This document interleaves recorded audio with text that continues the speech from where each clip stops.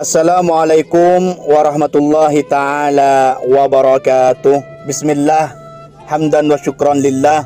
Allahumma salli ala Sayyidina Muhammad wa ala ali Sayyidina Muhammad. Sahabat, kami mau berbagi amalan ijazah yang mana amalan ini sangat populer. Amalan ini adalah untuk orang yang bangkrut, insya Allah langsung bangkit. Untuk orang yang berbisnis dikasih kelancaran. Untuk orang yang tidak menemukan jalan bisnis dan usaha, insya Allah pada pengamal ini langsung diberikan jalan usaha dan bisnis oleh Allah.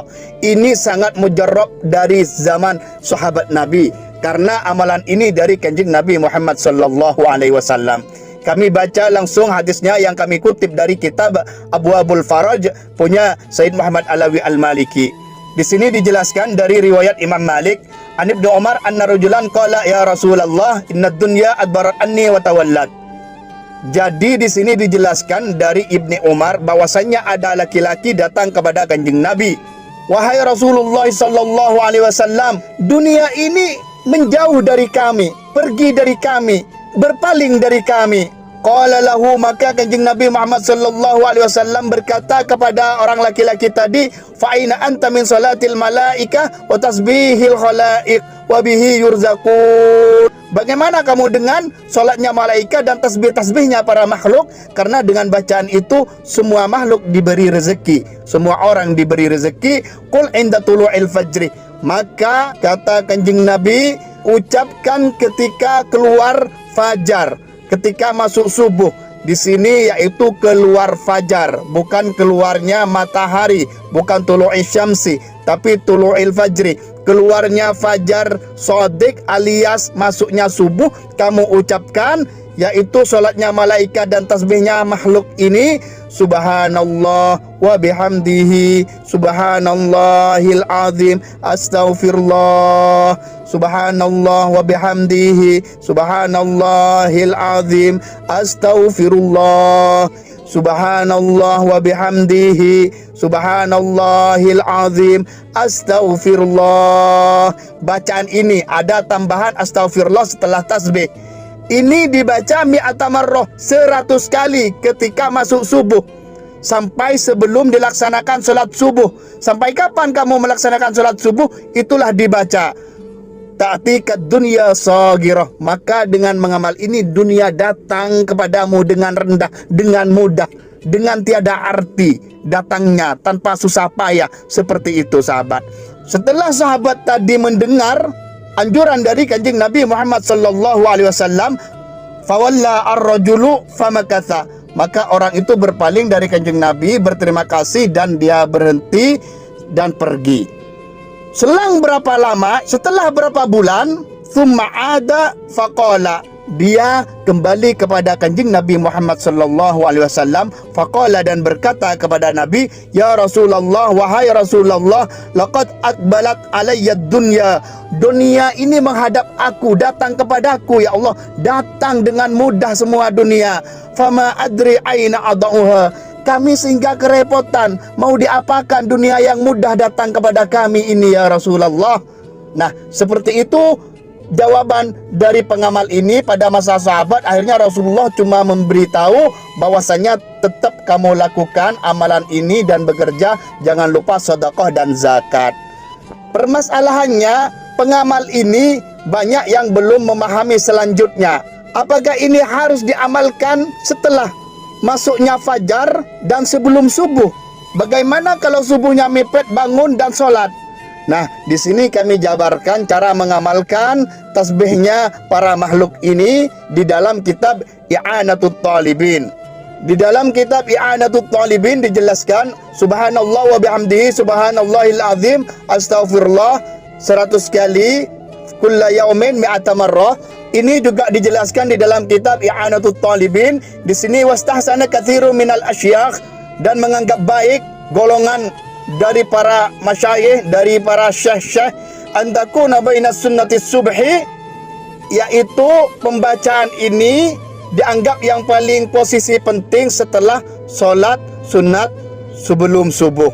Jadi masuk subuh, setelah masuk subuh dia sholat sunat, terus membaca ini 100 kali. Subhanallah wa bihamdihi, subhanallahil azim, astaghfirullah.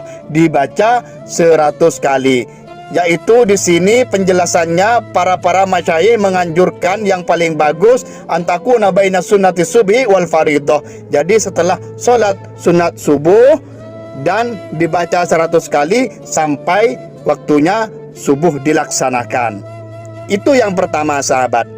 Jadi waktu yang pertama setelah sholat sunnah dibaca dan sampai dilaksanakan sholat subuh. Tanpa sholat sunnah pun tidak apa-apa asalkan masuk fajar. Yang kedua, fa'in fatat fi dzalika, jika tidak ada waktu untuk membaca, bangun sholat sunnah, imam langsung qomat, maka fa ba'da sholatis subhi, maka dibaca setelah sholat subuh 100 kali. Wa qabla tulu'i syamsi, jadi setelah sholat subuh dibaca sebelum keluarnya matahari. Jadi sebelum keluarnya matahari. Tapi kalau mataharinya sudah keluar, maka bacaannya pindah lagi. Fa in fatat fi dzalik, ketika dia itu sudah keluar matahari nggak sempat baca, fa indaz zawal, maka dia dibaca indaz zawal, ketika matahari persis di tengah-tengah kita. Jadi antara mau masuk zuhur seperti itu, berapa menit. Intinya dalam waktu zawal. Fala yanbaghi lil 'abdi ay yukhliya yaumahu anha. Maka di sini disarankan untuk hamba-hamba Allah untuk tidak menyepikan hari-harinya dari pembacaan ini. Intinya amalkan ini. Nah, di sini sahabat ya, satu bacaannya subhanallah wa bihamdihi, subhanallahil azim, astaghfirullah. Yang kedua adalah dibaca 100 kali. Yang ketiga yaitu dibaca ketika masuknya subuh. Yang paling bagus setelah sholat sunnah sampai dilaksanakan sholat subuh. Jika tidak nututin atau tidak sempat dibaca itu, maka setelah sholat subuh, intinya sebelum keluar matahari. Jika sudah keluar matahari, maka dibaca di waktu zuhur, sebelum masuk zuhur. Yaitu pembacaannya di 3 tempat ini yang disarankan oleh ulama, dan disarankan kita semua tidak melupakan, dianjurkan untuk mengamalkan. Karena apa? Di samping ini untuk kehasiatan rezeki, di sini adalah ada pahala yang sangat besar untuk pengamal ini. Seperti dijelaskan di dalam kitab Ihya juz 1 halaman 299. Di sini dijelaskan, ceritanya sama seperti kami jelaskan di depan. Jadi kami singkat karena ini sama dengan penjelasan yang ada di dalam kitab Abu Abul Farad di depan tadi.